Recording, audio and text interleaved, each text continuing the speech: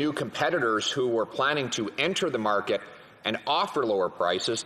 Some are now announcing their plans are cancelled. Two CRTC rulings have favored the large telecommunications giants, limited competition, and prevented a flourishing free market in the sector. That is not a recipe for lower prices.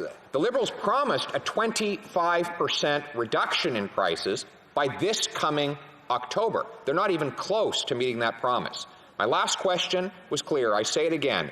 Will every Canadian get a 25% cut in cell phone prices? The Honourable Minister. Speaker, I'd like to thank the member for the question. Mr. Speaker, I'll tell my colleague what's the recipe for success is to be relentless in focusing on affordability, competition, innovation, and connectivity across Canada. That's why, Mr. Speaker, our government, since day one, we have been relentless in promoting competition to lower prices while working to improve quality and increase the coverage of telecom services in Canada. That's what I'm doing, Mr. Speaker. Every time I talk to executives in the telecom industry or internet service provider is to make sure that they provide affordable services to Canadians, and I will continue to do that every step of the way. The Honourable Member for Calgary, Forest Lawn. Mr. Speaker, it is Pride Month. Welcome to Safe Space Cafe. News, music, and comedy. For Calgary, Midnapore. Certain que j'ai I'm certain that I'm right. close to $2 million each, while tens of thousands of workers lost their jobs or went on government programs. I was clear in my demands in December that it was workers who were desperate for help and not executives. Why was this government incapable of negotiating an agreement that excluded executive compensation instead of focusing on Canadian workers? The Honourable Minister. Mr. Speaker, let me be very clear. The government absolutely believed that limits on executive compensation were a priority in our negotiations with Air Canada, and that is why the agreement that we reached with Air Canada includes clear and strict limits on executive compensation. These restrictions will be in place until 12 months after the loans have been repaid. And let me also emphasize that Air Canada has committed to maintain employment at or above April 1st levels. Thank Monsieur you. le Président.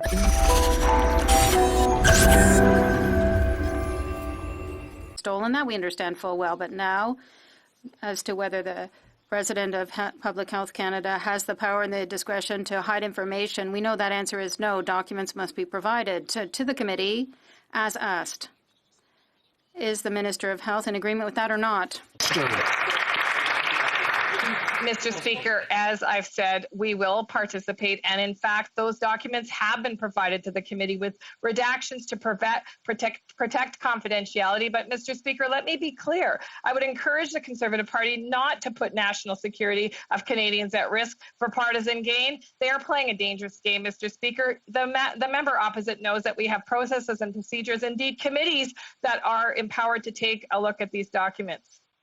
The Honourable Member for Sherwood Park, Fort Saskatchewan. Well, Mr. Speaker, when the Liberals initially failed to provide these documents, it was actually the member for Cumberland-Colchester, a Liberal MP, who put forward a motion at the committee demanding the full disclosure of these documents. And all Liberals, including the Parliamentary Secretary for Foreign Affairs, voted in favour of it. In 2011, Liberals, including the Prime Minister and the Foreign Affairs Minister, voted for a motion which declared the undisputed privileges of Parliament under Canada's Constitution, including the absolute power to require the government to produce uncensored documents when requested. That is a direct quote from a Liberal opposition motion that was voted for by the Prime Minister and the Foreign Affairs Minister. Does the government still believe that Parliament maintains these privileges?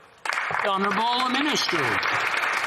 Mr. Speaker, again, we see the Conservatives trying to stoke fear. Either they don't understand national security or they don't care. It's quite obvious. The agency has provided these documents as requested by the committee with redactions to protect confidentiality. I'd encourage the Conservative Party to put the national security of Canadians in the forefront and stop these partisan games.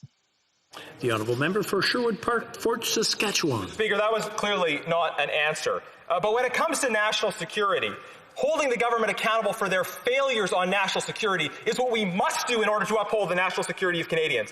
When someone affiliated with the Chinese military's Academy of Military Medical Sciences is working and gathering information at a top-secret Canadian lab, Canadians have a right to know what happened. They have a right to demand answers. Canadians are concerned about the government's willful blindness and naivety when it comes to threats to our health and national security. So when will the government allow Parliament to do its job, recognize the rights and privileges that are founded in our Constitution when it comes to Parliament? When will they hand over these documents? The Honourable Minister. Mr. Speaker, as I've been clear, those documents have been provided to the committee. In fact, the redactions were minimal to protect the confidentiality of the situation. Mr. Speaker, again, I would encourage the Conservative Party to stay focused on the national security of Canadians and not put it at risk for partisan purposes. We are proud of the critical role that the National Microbiology Lab is playing to protect Canadians and indeed to partner with researchers around the world to find the tools and the support that we need to get ourselves free of COVID-19 globally. The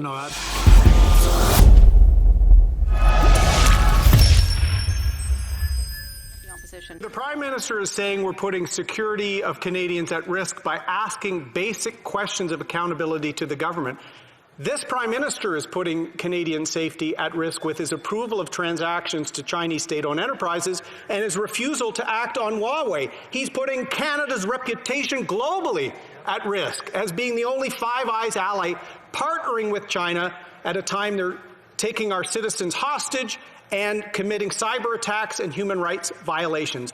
When will this Prime Minister finally take a serious approach to the risks with respect to Communist China? Right Honourable Prime Minister. Mr. Speaker, we see once again that this Conservative leader and Conservative Party will never hesitate to try and score political partisan points, including on the backs of our own national security. This government takes seriously our responsibilities to keep Canadians safe. We will continue to, and that's why, among other things, we created a National Security and Intelligence Committee of Parliamentarians, something that Conservatives refused to do when they were in office, that has members from all parties able to come together and lean in deeply on national security issues, and they have produced tremendous reports, including with strong representation from the Conservative Party. Like, subscribe, leave your comments below. 99 cents gets you a general membership and all kinds of content we can't show everyone. Good day.